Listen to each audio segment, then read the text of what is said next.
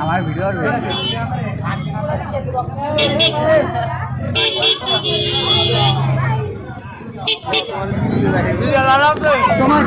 তোমার কেমন লাগছে? হ্যাঁ ভালো লাগছে।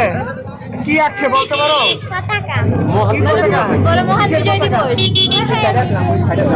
বাংলাদেশের পতাকা। তোমার নাম কি? তারিন। হ্যাঁ তারিন তাবাসসুম। তারিন মাসুম।